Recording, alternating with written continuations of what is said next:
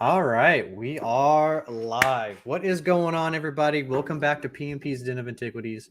Today, me and my friends from all across the Star Wars galaxy are here to review and talk about Andor Episode 7, or Papa Palpatine's Blue Lagoon, as I like to call it. Because, I literally, we'll talk about the whole thing, but like when it pans that place, first off, I Space don't know. Miami? Yeah, I was like, that place Space is cool Miami. as heck, but it reminded me of Jurassic Park. I was like, why does this look like Jurassic Park? I Oh, feel like Isla Oh, Nublar. the way Yeah. the buildings were Or- shaped, yeah, Yeah, like yeah, pyramid-y and the I think actually Jurassic World, like the newest Yeah. movies, like it looked like that one. I was like, man, I was like, Yeah. they're taking it to Jurassic World. But what did you guys think of the episode, man? I thought it was pretty great. I want to hear what you guys think though. Yes. Definitely for me a 9 out of 10 easily. I mean, I definitely wasn't expecting. I mean, I was expecting this show to be a bit slower and not an edge of your seat watch since we just left the Aldani arc. So it needs time to set up the next one. And I don't have a problem with this show being as slow as it is for some of the episodes because they lay in just so much information uh, into that slow burn that when something big happens in a later episode, the payoff is so much higher. Oh yeah, I think really the thing about Andor is like I think it's like it might have been slow like up until kind of like this like the past couple episodes, but it's really like you were saying building the world. I feel like this show has out of like all of the shows has built like the Star Wars universe up and made it way larger than what we've got before because you get to see like the day-to-day stuff. You get to see like in the episode she's like putting coffee on a stove and stuff like that. Surreal's eating cereal and it's different stuff. You get to see like the he goes to like the job interview and you get to see like kind of cubicles in Star Wars. It's like you get to see like the kind of the little details of Star Wars, which is it's not really cool. It's world building, but it's not in a sense where it's obnoxiously throwing new planets and new places down your throat and expecting you to remember. Like, we got Aldani, we got Neamos. I mean, and they're like jumping back to places we've seen, so we can, like, as a viewer, we can pay attention to these scenes in the dialogue because, okay, we're in the shop, we're in the museum shop for like the third time. I think we can start to not look in the background as much anymore. Like, where? Like we don't need to stress out as much as we did watching it the first time. So they're introducing like enough at just the right times, I'd say. And I think they're also. Oh no, go ahead. Well, I was going to say it's like the layers we're getting. Before we've seen the outside of everything and maybe the inside of of the Jedi Council, or inside of the Senate room. But now we are getting inside of office buildings, the ins and outs of the whole Star Wars thing. It's just stuff that's there. It's functioning. It's in the background. We've never seen it. And here we are getting it all. And I think that's where the sequel trilogy kind of missed a lot of shots was because it thought it had to look like Star Wars and feel like Star Wars. It had to have a planet-killing weapon and all that stuff. Then what we're all saying is what Andor is doing so well is putting Star Wars-esque structures, ships, and characters you may recognize, but it's got so much new stuff that it's bold enough to take that chance and say, well, this is also Star Wars, and it's not like a beat for beat something we know. I think the one thing that I'm really liking is the way that they're building the Empire. We know that the Empire is evil, right? We know that, like, because they say it. But now they're showing it. They're showing us that day to day, like in and out of the Empire. Whether it's like the person, oh, sorry, you did one thing wrong. I guess it's 7 years in jail, or whatever. And just like all of that, we know that the Empire is evil because we're told that, but we're not seeing that day to day. And I feel like that's what Andor is building really well. Is like this true evil empire, right? And I also liked, and I'm sure that we'll get into it, but like that darker side of the clones that we saw, like aside from Order 66, like we just saw clones marching down the street, someone throws a rock, and okay, we're just going to turn around and lay into a crowd. You know what I mean? Like, firing squad. I think we saw it gave us a little bit more of that darker transition from Galactic Republic to Empire, which I'm loving about this show. Oh yeah. And Grant put it best though. I mean, because I think they're trying to label the Empire not by just showing everything, but like label the Empire specifically as the big baddie of the show. You try to like tie a face to it by showing scenes with Daedra Miro, the ISB, spies, that are obviously evil in the show, but it doesn't fall the same way in line that a movie would be. Like, this is the bad person that's going to continually be the bad person till the end, and that's who we can expect in the original trilogy, that kind of stuff. No, this is like you said, world building, and this is a side of the Empire that I think a lot of casuals need to see, I guess. Well, like you brought up Deidre, I mean, here's this person that we know is bad, and her whole job is to track down these rebels and destroy them. But yet we're sitting here rooting for her against Blevin, and it's like, go get it, yeah, show him up. That whole, which later on we'll get to, but that whole scene inside the ISB. I mean, we're rooting for her to win, but at the same time, like, please don't, and her working for the ISB too shows that she's just another cog in this big Empire machine, Yeah, because it's not like the Jedi were evil or anything. That's crazy, right? I mean, he's a good guy. He's a good guy. Crazy. Look, look at the thumbnail. He's got shades. He's got a nice puka shine necklace. Oh, dude, he's the Hawaiian shirt. It's so good. Yeah, that I may have not cropped from The Rock, but hey. Man, I love it. I love it all. This episode again. I know get into all the nooks and crannies of it, but just literally going off of that, seeing inside the ISB place and everything like that, just seeing the contrast of like the pure black and white opposed to then it shifts back to where Andor is, or Luthen or Mon Mothma, and how different colors and stuff like that, little stuff that Sam Witwer his lore masters stuff that he's speared out and everything that I've never noticed until I stopped and looked like, oh man. So little details like that always very much impress me a lot, and just the acting is killing it. I see some familiar faces. Yeah, it was a yes. Yeah, I want to talk about. That's crazy. I want to talk about. No, I was talking about a Clone Wars guy and future personal Death Star. I don't know what you're talking about. Oh yeah, do we want to get into that? What? Yeah. Well, no, we will get to that. First, I wanted to talk about the dinner party, because that becomes before that.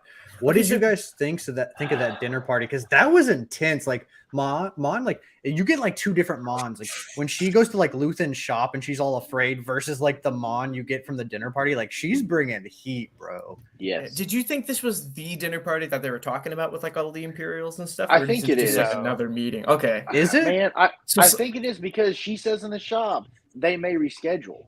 Like this, it's tonight. They may reschedule, so that's why it led me to believe this was the same dinner party. But her being a senator, that stuff could be.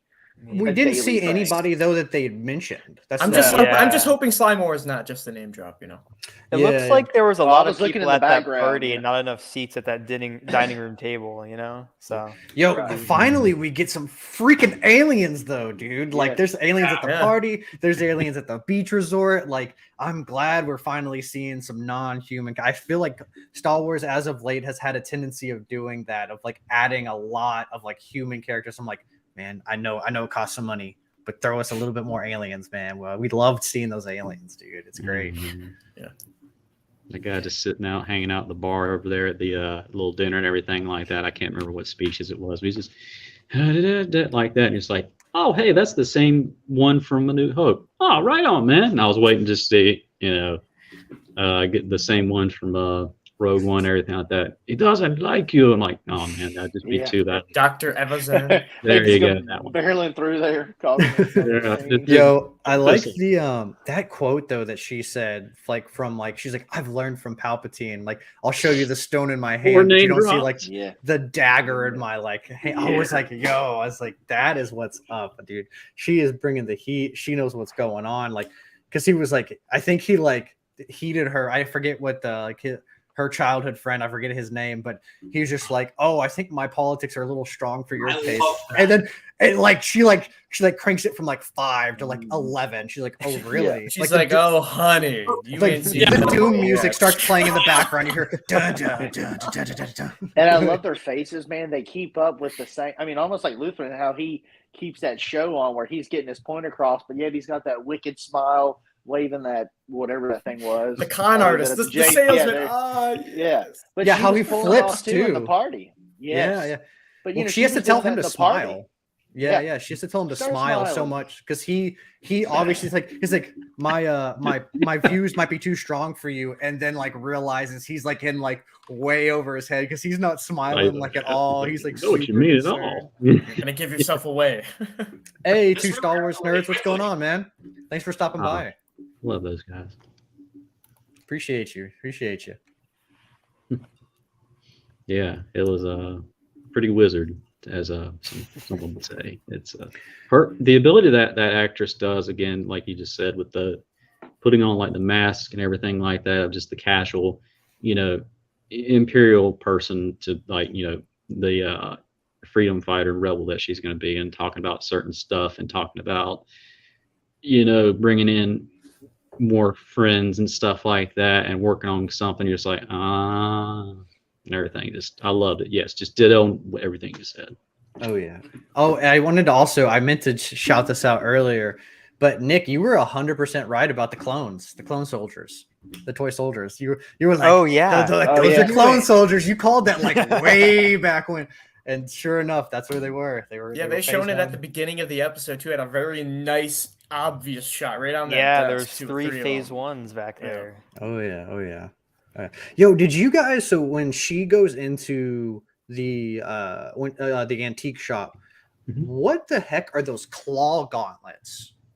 Like they remind me of like I don't know if you guys have ever played Fallout, but you get like death claw gauntlets in the game, and they kind of remind me of that from Fallout. Do you guys know like what that's from or like what that references to or no?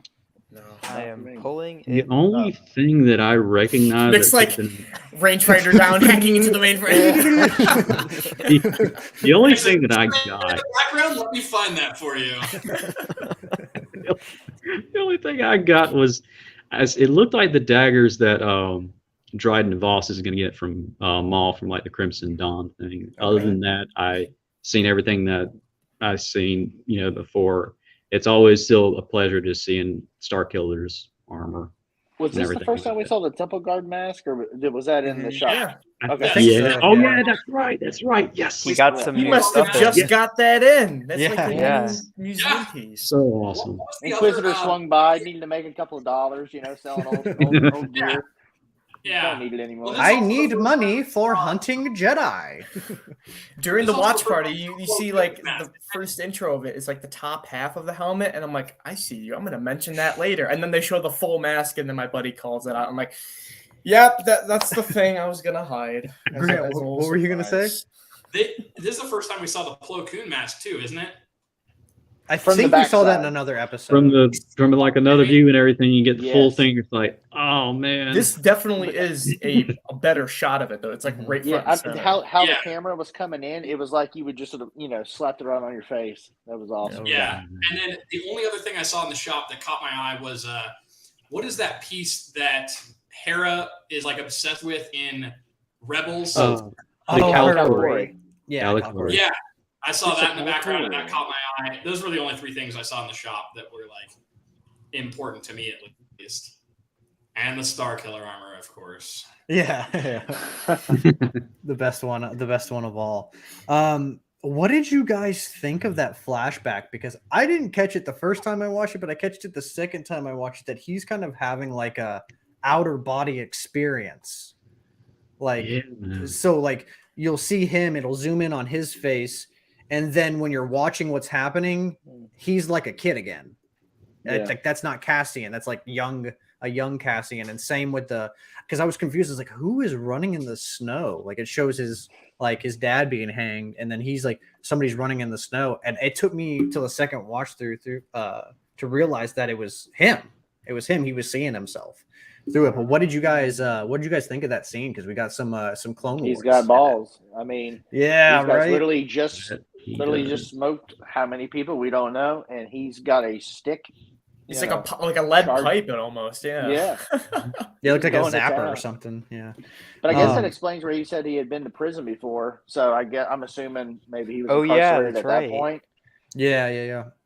My only thing with that scene is I know this is a nitpick. It doesn't break anything down. Oh, but, here we go. If you're gonna turn around, you're gonna have stormtroopers turn around and like get ready, and you're gonna highlight those stormtroopers. dude, they're clones. Make sure they're all the same height. Oh, I was gonna say one of them's visibly One of shorter. them, yeah, and I'm just like, normally I don't care, dude. They're hiring people from the 501st and stuff like that. Like, bring as many fans into Star Wars as you can. But if you're gonna highlight a scene and pan to those storm, because like if the short guy was like in the middle, like who cares? Like, really, come on. But they're highlighting those stormtroopers, and they're all like here, and then he's like here. You know, no. Okay, like he wasn't accelerated as much as the others. Okay, I was gonna say, listen, Next man, member of the Bad Batch. 200,000 Height gotta deficiency. be one with growth defects. I don't know. They brought back 99, I guess. I don't know. Oh, man. No offense to that guy. I love 99. And I'm not bringing it. Like I said, it was just a critique, but. You know, I was just like, come on, man. Make sure. I was like, little attention to details. Yeah, you know that actor that came in there was like, man, crap, I forgot my sock or my extra boot. I probably won't see it. Someone probably won't notice. It's okay. Never and they see it. It's like, they found it. No, why? It doesn't like ruin the scene or anything. But it reminded me of that one scene in Book of Boba where like they're like, oh yeah, production wise, no one's gonna catch that we had this one corner. Does everyone remember that big fiasco from Book of Boba? Yeah. That one corner where you can like see the backstage, and everyone was like, "Oh yeah, no one's gonna see that. We're gonna be fine." That's exactly what I'm thinking of. And then they ended up going back. I'm just seeing them going back and just digitally raising him just that little bit. Hey Grant, how about this? Remember, I forget what episode of Mando season 2. Oh, shirt guy, jeans guy, or jean guy, yeah. Don't get me started. They edited that out, and I was like, they should have just left him in, man. They should have made toys. At that point, once it's out stuff. there, it's canon. 100%. Where is Gene Guy? Is he? That's just as good to me as the stormtrooper hitting his head on that door on a new. That's just as good. Oh yeah, that's Star Wars. Yeah, just leave that in. Yeah, exactly. Yeah. Oh, great. Yeah, I'm sorry, man. Yeah, it was. I love how dark the show is willing to go for those flashbacks. Heck yeah. Do that and everything like that, and you're just like, oh man. And plus, it helps as well when you have like his mother / guardian person who's from Harry Potter. And plus getting some Onion Ninja stuff when she's talking about staying and going and everything like that. And every time it does that, it goes right in his back part of his mind and everything. So just seeing that, and you're just like, God. So props to the people on Andor for willing to do this, because again, did anybody crack a tear when B2 was wanting to say something to him and she said, "Shut up"? I mean, she totally yeah. Oh, come on. Yeah. They are mean to that droid. B2 is like the friend that can't keep a secret. Like as soon as he got into that building, B2's like, Marvel's planning on it, and he's leaving. Have you guys seen Cassian talking like about B2 and like how he's the best droid ever? Like he always wants to be near you. And I was like, I feel like we need more of him. I want him to do something. I'm waiting for him to do something. I feel like he's like that little hidden gem. He hasn't done anything yet, but I'm just waiting. And you know for what? something to come. I'm calling this right now. And if I'm wrong, I'm willing to admit it, but I'm going to call it right now. So in the trailer, like in the first Cassian trailer, there's like Marva and him are sitting in like the house, and there's like explosions going off, and she's like covering her head and stuff like that. I guarantee you he's going to get damaged. Cassian's going to come back and grab like his memory unit or something like that. And that's what gets put in K2. And then K2 takes it and like, does his thing with it. And he's all sassy and stuff like that. But he's like I guarantee I'm calling it right now. Calling it right now. Kind of like L3 with the Falcon. Yep. Yeah, that'd be cool. Hey, it's better than Grogu in a mech suit. Fair enough. Fair enough. Mando season 3 alone. Yo, what did you guys think of seeing? I didn't also realize until my second watch through that's Admiral Yularen. Yes. I saw it right away, and I was like, awesome. dude. Yes. Yep. It was amazing. Speech. Oh my God. It was amazing. I think the thing that gave it away most when I first saw it was the fact that the head ISB guy that was lecturing everyone was also sitting down, because there was a higher up Imperial, and you see his same badge ranking, white mustache, white suit. Dude, this is Wolf Yularen. Colonel 100%. Yularen. And for those of you who are watching who don't know who Wolf Yularen, he is like he's a general, right, in Clone Wars? Admiral. He's an up there. admiral. Yeah. And then he moves into a Grand Moff, right? That's his like next, or am I wrong on that? don't think he He's becomes a Grand in Moff. Rebels. I think he was Colonel, so I would assume he's still Colonel now. Okay, Or because I know he's no. like the leader of the ISB, but I don't know what that ranking. But yeah, so basically he's Upper up. Yeah. he's from Clone Wars, and they're bringing him in for people who are casual watchers and don't know who this guy is. And he's voiced by the legendary Tom Kane. Oh yeah, for sure. But there's another character that from the past. I mean, in Clone Wars, we supported. He was one of us, one of the good guys, and now to see him. I mean, which if you go back to the New Hope and all that other stuff, he was a bad guy because he's sitting at the table. But to go through Clone Wars and have his, him on a supporting role, to now be this guy at the head of the table, like talking about crushing everybody. And well, it just shows you how crazy Palpatine's plan was, because he obviously doesn't think he's a bad guy. He thinks he's fighting terrorists. He doesn't know all. Well, maybe that's another one. Misled general. Just following orders. What the boss told me. That's one thing that I've loved about the show so far. When we see the Imperials, they're true believers. I think we talked about true believers like last episode or the episode before. Why are they doing all this crazy stuff? Well, true believers, same thing. They are these true believers in this cause, and they believe in the Emperor's mission and unifying the galaxy. And I don't care what I have to do in order to accomplish that. United rule or whatever. And I've really loved that. And the other thing that I've loved too, we know that the Empire is based off of like Nazi Germany, right? Like we know that from uniforms and everything else that we've had from all the old movies.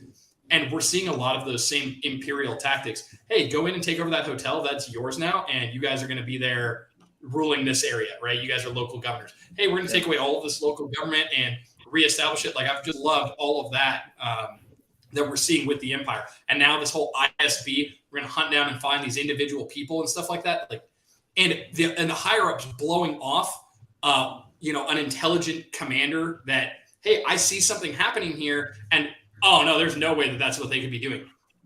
Directly out of the Third Reich book, right? Like, no, there's no way that other people would do that. Like, we're the good guys. We've got this. So, Grant, what you were saying about the true believers concept too, I love that analogy because forgive me, Strike, for mispronouncing a German word, but I think it's pronounced Wehrmacht or Wehrmacht. But these were these were just civilians, the non-believers that were just told to fight, for the Empire. So that makes a lot of sense. You don't know the overarching goal, right? Yeah, you only know what's directly in front of you. I'm a soldier. I'm told to go fight. I have my weapons. I'm going to go fight. I think I'm doing the right thing. Yeah. They're the bad guys. Like Deidre, those that I believe in are the bad guys. Yeah. Yeah. And I think that's why Deidre hits so hard, because she's doing a job. To her, it's a bunch of terrorists, whatever. I mean, she's trying to prove a point. Hey, these guys affected my command. Yeah, I'm going to do whatever I can do to figure this out. And the fact that she, Blevin basically says, lights him on fire, hey, dude. Yeah. So she says all this stuff and basically like, okay, so my, the head guy, basically going against what he's saying. And she's like, no, things change, things die. It's time to adapt, dude, Partagas, like when she said that, she was like, oh, things are meant to be like destroyed and remade. And he was like, thesis, please, because I'm about to. Yes. He's like, I'm about to pull some command. But no, that part was cool. How she's just like, oh yeah, I broke the rules, but this is exactly like she was like so on point. Disregard that I broke into the files without clearance. Basically, that's what she's saying. But then he says, he's like, I wish other folks would jump in and do this. You know what I mean?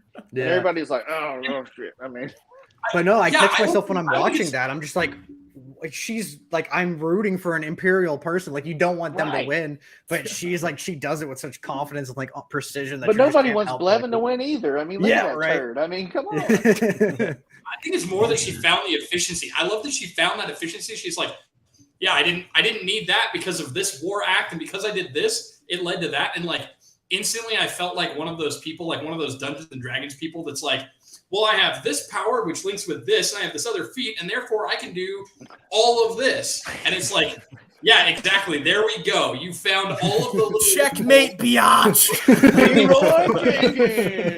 The super uncomfortable thing that I got from that was I just got like major Patriot Act vibes from that. Like, yeah, because of this Imperial thing, I can now listen to anything I want to, and I don't need any clearance, whatever. And I was like, wow, that really escalated quickly. I mean, that really got out of hand. Yeah, I think what makes us like that all the more much is because it's like a very underdog move thing to do, Like it's not code. It's not what you're supposed to be in line to do. It's something kind of like an Anakin Skywalker move. I mean, that's a lot how he won a lot of his, wars and stuff. He just did those extra things. Ask for forgiveness later. It's risky on that front too, man. Because if you do something very bad from the Empire's point of thing, either you get demoted or you get a. Well, so like Lauren was going back saying, anybody who is caught assisting or helping has to pay 4 times what the loot was taken from Aldani. So I mean, he's like, they're not playing games. Like they're ready to find these guys. Oh yeah, I mean they're using what's the name of that planet that Cassian's from? Do you guys remember? Because I don't remember off the top of my head. I think it's just a P. No. The one that like Ferrix. Ferrix, yeah. Ferrix. They're using that as like an example. They're like, you have to pay like quadruple the tax, and the Empire is basically going to come and take over your world. And I was just like, dang, son, like that's which is why Charlie's girlfriend was so mad. Mm-hmm. She was like, hey, you brought these people back to us. You did this. You can't show your face around town. Yeah, it's a shame that Tim guy bit the bullet. We were all rooting for him. I'm sure you sent flowers, correct? Charlie was laughing. If you go back, I have the worst internet connection. I had internet trouble, but if you look back, you can clearly see when it does the recap, me maniacally laughing as it shows the recap of him dying. And I may be a horrible person, but you know what? He sold out Cassian. It's okay. Whatever. Snitches get stitches, man. Snitches there you get go. stitches. Like that's just the nature of the. We learned that in first grade, man. You learn that very early on.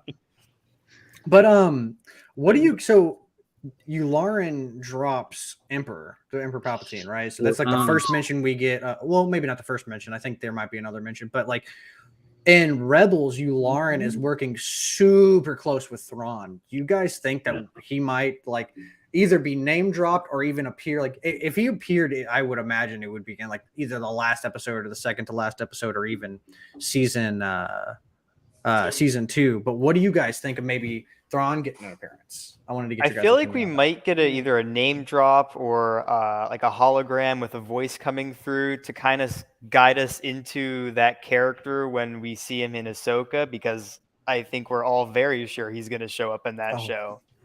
If he doesn't, I'm out. one thing missed opportunity.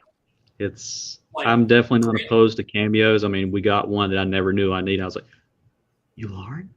Yes. And whenever that happened, but like, can you just imagine at the very end or something like that? Again, this is just me being that because I'm like, okay, Palpatine is at the Jedi temple and everything like that right now. That's where he's getting all the artifacts and stuff like that and hang out there with the Sith temple and stuff like that. But he does keep his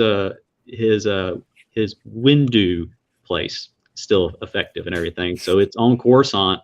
So wouldn't put past at a very end credit or, final shot of season 1 or something like that, where it's like, you won't believe what happened. And you just turn around. He's like, that'd be amazing.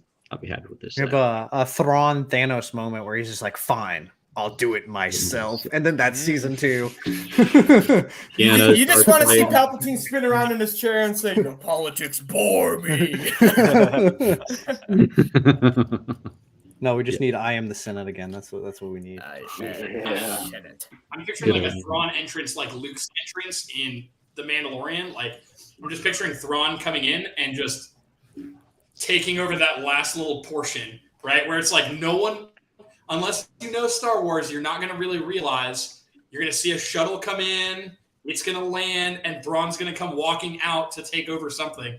And I'm really hoping that the end of this show links Rebels, Ahsoka, and this show all together with like, because we know that Thrawn has to be in Ahsoka. Like, I feel fairly confident about that. She is. Yeah. So I think he's confirmed. He is. Okay, so he's confirmed in there we that, go. right? We know, like we just said, this episode takes place during Rebels, right? Right. I think the Aldani arc took place during season 1 or one of the episodes during season 1 of Rebels. Because it has the same broadcast. Like Surreal's watching a news radio broadcast, and they definitely mentioned that quite a bit in Rebels. Yeah, we were talking about that in the chat. So I would love to see I know I said it. Sorry, Nick, you hadn't watched it yet, but I would love to see the Rebels like group be the ones to break him out. We've seen a VCX 100, right? That's confirmed. Thank you, Nick.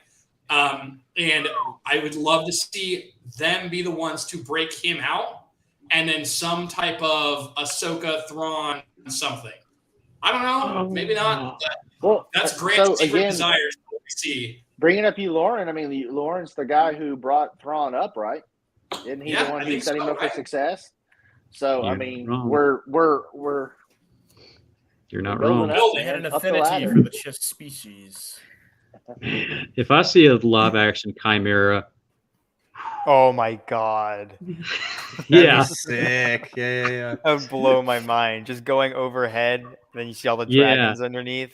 No, literally have it just like that shot with I always forget her name. Cinta, right? The chick who's on the speeder. Yes. Because I wanted to call attention to that scene too. I really loved. I think Star Wars is nailing scale. Like Rogue One, there's so much scale. Like you see the Star Destroyer over like Jeddah and like the shots of the Death Star, and then you get another one like the camera starts shaking when the giant Star Destroyer comes overhead. I was just gonna say, Nick called it out because last time we said he was like, actually, we have to go back to Aldani because they showed that shot. What happens in next episode? Like, boom. yeah. But no, just have a shot like that, but have like the what is the creature that's on the? I just call them dragons. I don't know. Yeah, they're like black dragons. Space like, dragons. That would be super cool. Yeah. Just save them for the end. If they have Thrawn, I don't want him to just be a name drop or a minute role. He's a pretty big character. Well, I think they would drop him in the lunch line inside of the ISB thing, grabbing something. Oh, that's Thrawn over there. Okay, cool.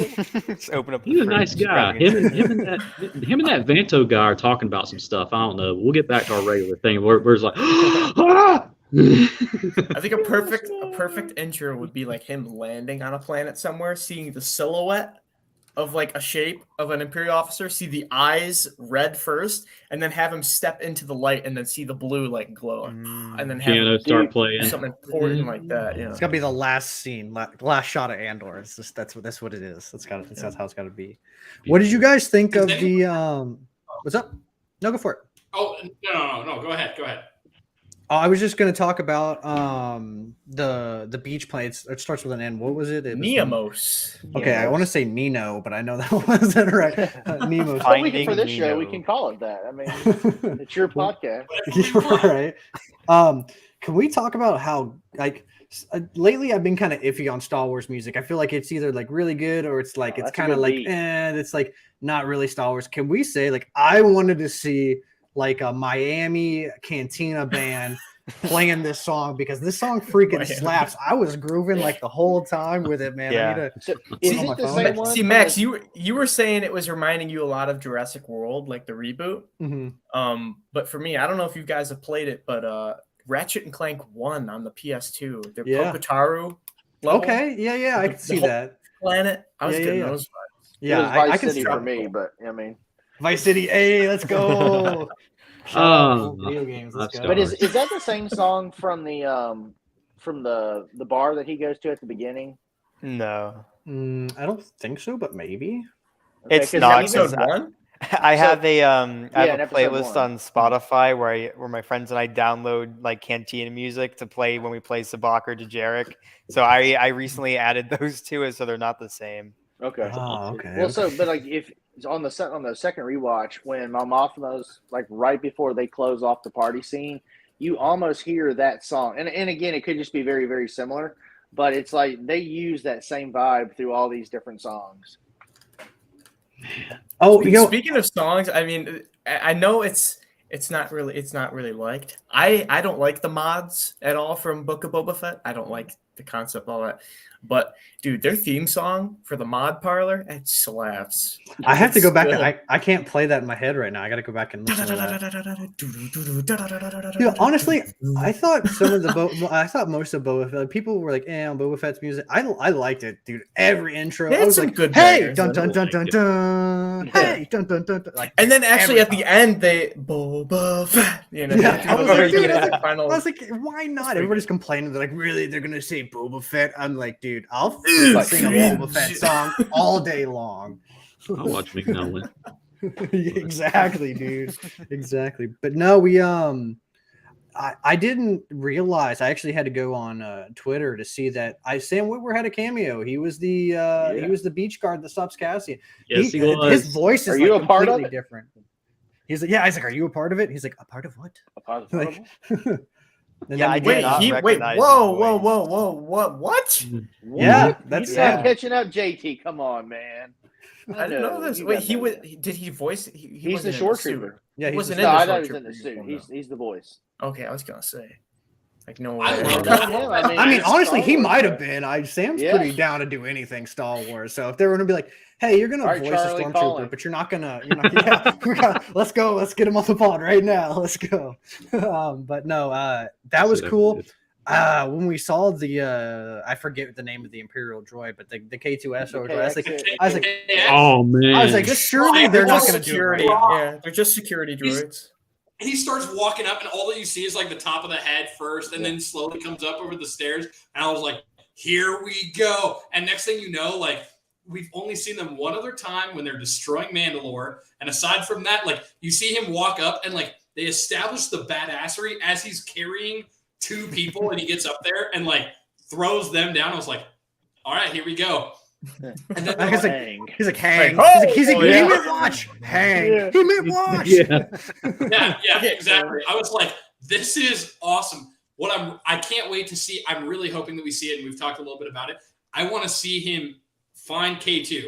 I don't know if that's going to come from Rebels. I don't know if that's going to come from him himself. But I was like, now you've shown that connection here. We know that from Rogue One. Like, give us something. Give us. I bet you we get it at the end of Well, season so it's already one. in a comic somewhere. I was watching. Yeah. I don't know what go. There you go, Nick. Tell us. I don't know what comic, but I've seen that it is in a comic. Relying on you here, Nick. Yeah, they already have like the planet established and how he acquires them. But I know, which I didn't know this because when I first see that KX coming up, I jump up, I'm starting to cry like, "Oh my god, this is it!" Like, oh, Alan like, Tudyk, no, yes. it can be. It can. My only gripe about the scene is a visual effect when he's talking to him and he does the cool walk up the stair thing. They show like the background of the shore trooper like behind him. A K2SO unit, like a security droid, is like strangling a dude off screen, but you don't see it. You just see his arm extend and then the dude's like on the other receiving end of that.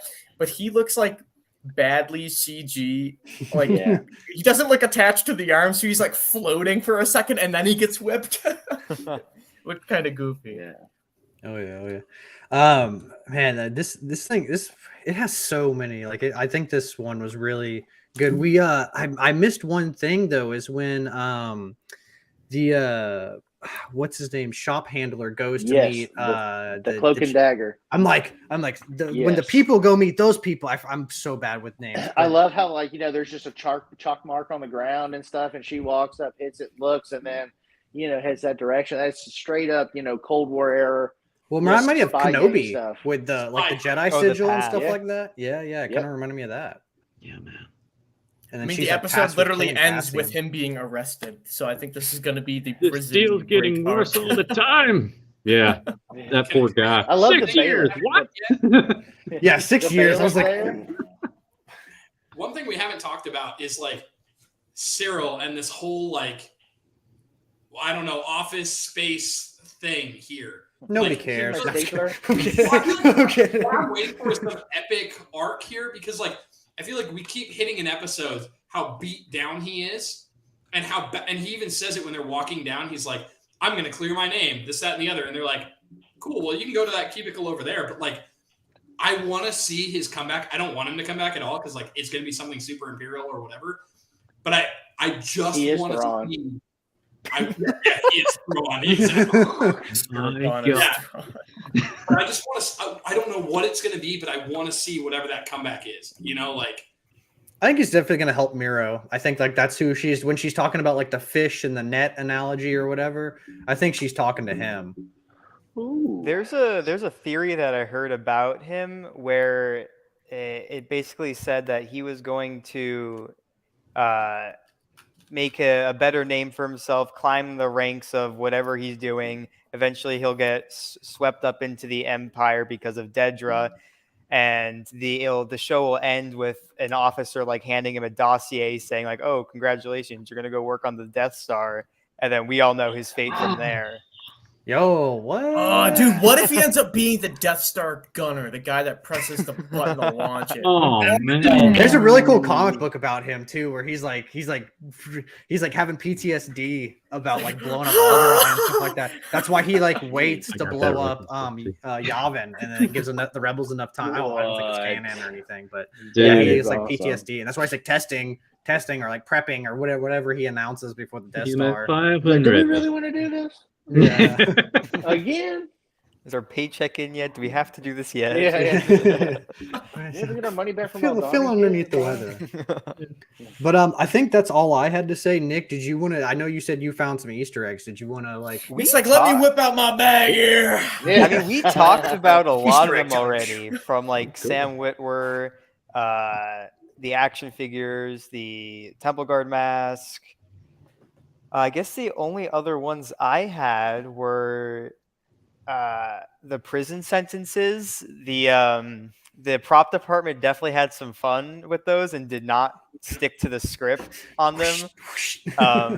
So the first one that's on the plates, the name reads Richard Stevenson, crime, failure to follow Imperial command, and anti-Imperial vandalism, 5 years in prison. Damn. And then the second one, which was Andor's, says Keith Seymour, I don't know, crime, suspicious force activity, and assaulting an Imperial officer, 6 years in prison. So it's funny how the prop department put in suspicious force activity on Andor. Well, he was kind of floating there, so maybe they considered that force sensitive. Even I though feel like force sensitivity would like you'd be like marked for termination though. Like you wouldn't be sent to prison. You'd be like, yeah, like you'd be like it's like a all mock of a sudden, execution. Here's an inquisitor. Let me talk to you. hey, let me. And I guess the last one I had was when Luthen's assistant was walking to meet Vel. There was a sign in one of those transportation areas that basically read carry your chain codes from the ISB. So okay. Real chain codes, yeah. Social Security, what? Wow. Yeah. That was cool too. Like seeing like a Coruscant Empire era airport kind Very of. cool. Yeah. Mass amount of people. Yeah, they've done super well with. I feel like bringing like real world stuff into it and just like kind of slapping Star Wars on it. I feel like when she like goes in, like she's like the first scene where she's like walking in the hall or something like that. I forget what like place that is, but that's just like they showed like the real place versus like the one, and it's pretty much identical. They just add a few like bips and like little greebles essentially. It's you're trying to show us 13. If it's the one, so bad. Are you talking about the one that Cyril also walks through? Yeah. It's a McLaren facility somewhere overseas. There you go. Yeah. That's what makes I sense. heard. That makes sense. Yeah, I really love this. Like, I can really appreciate. I know we said this a little while on a couple other episodes, but like I didn't realize how much I missed them like kind of shooting on locations instead of just like the volume. I love the volume, and the volumes like as far as like technology goes is so freaking interesting. Every time they do like a breakdown of a TV show and they talk about the volume, my eyes are like glued to the screen because I love it so much.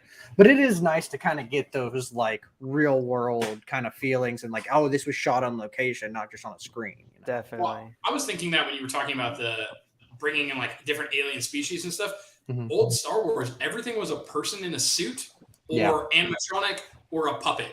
you know, and I feel like we got away from that. That's my one complaint with the prequels is it's very CGI, you know, and I feel like we're starting to get back to that with Star Wars where it's more people in suits or puppets or whatever. So I'm definitely enjoying that. But the shooting on location, the one that I loved was we're talking about a spy show, and when the shopkeeper goes and meets up and they're having that meeting and they're talking and it pans out and it's that area that's like all stone and there's no one around. It gave me some like serious 1980s USSR, very like empty courtyard kind of vibes. And I loved that. Just this, I feel like everywhere that we are in Star Wars, especially like Coruscant or whatever, there's just people, there's background people everywhere. And to show this like remote, secluded, empty area, I absolutely loved.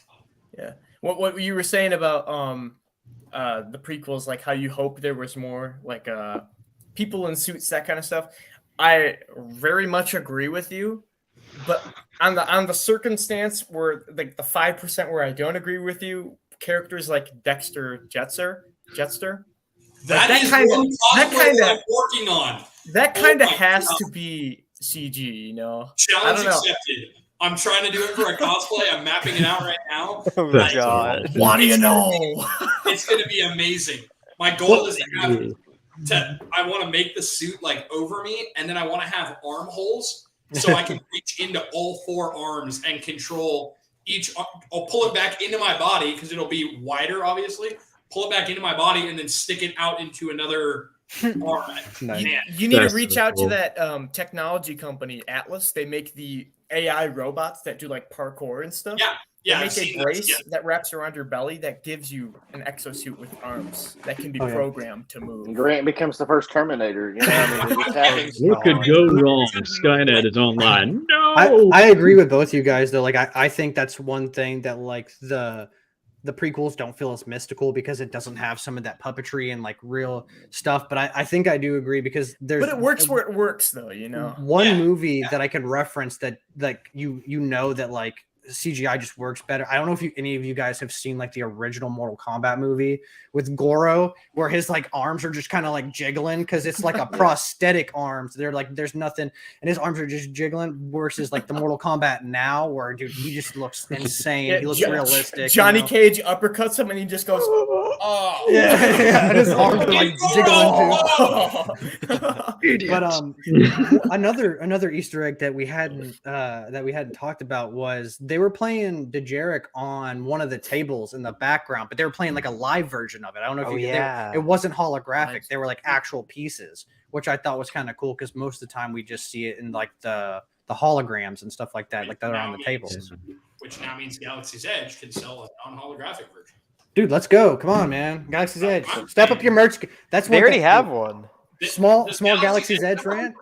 Galaxy's Edge, you're messing up on the merch. Love it. Love everything about Galaxy's Edge, but you're messing up on the merch. You got to step up your merch game. That's my only critique about Galaxy's Edge. We can go back to Andor, but and shift back. Yeah, and shift back. But yeah, no, I thought that was kind of cool that they were both aliens and they were both kind of playing a game that we had seen a lot now. Space blackjack. Yeah, exactly, man. Like a space chess, space blackjack.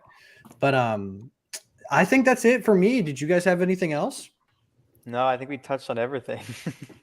All right, man. Well, thank you guys for watching, and we will catch you guys next week for the next video. And as always, may the Force be with you. Stay awesome.